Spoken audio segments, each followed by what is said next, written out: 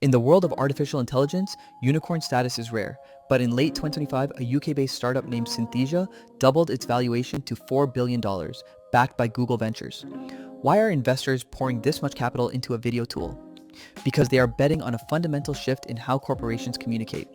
The thesis is simple. Traditional video production is too slow, too expensive, and too rigid for the modern world. Synthesia promises a studio in your browser.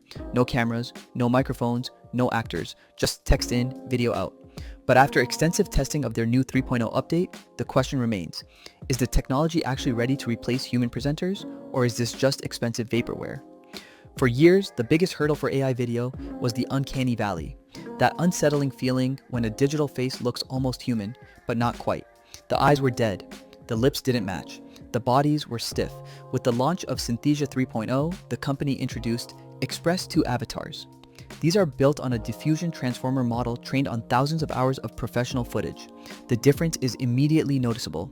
These avatars do not just bob their heads, they have torsos, they use their hands. If the script lists 3 steps, the avatar counts on its fingers. If the tone is emphatic, the gestures match the energy. In our testing, these avatars passed the glance test. In a training context, viewers focused on the information, not the technology. It is not perfect. It won't win an Oscar for emotional depth, but for a quarterly business update, it effectively replaces the need for a camera crew. The second pillar of Synthesia's value proposition is localization. For a global company, producing a single training video is a logistical nightmare. You film the English version, then you hire translators, voice actors, and editors to recreate it for 20 different markets. Synthesia collapses this workflow into seconds.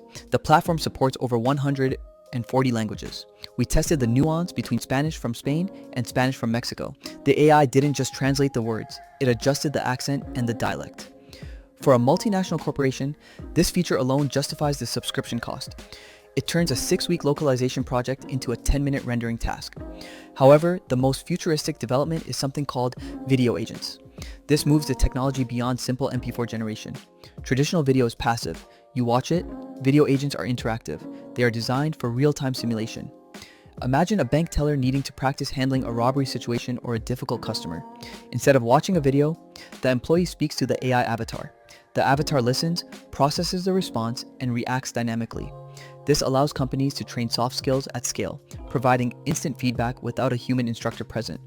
But we must look at the economics. Synthesia is not cheap. The pricing model is based on video minutes.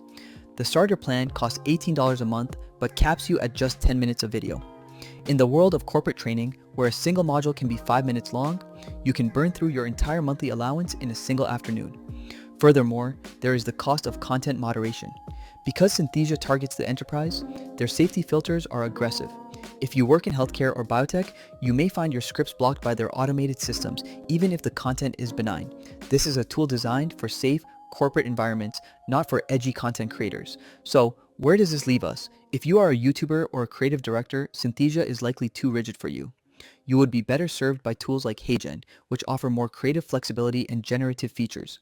But if you work in learning and development, HR, or internal communications, Synthesia is a category-defining tool. It reduces production costs by orders of magnitude.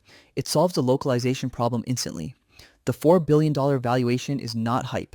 It is a reflection of the fact that for the Fortune 500, the days of flying film crews around the world to record a CEO update are over. The avatars have won.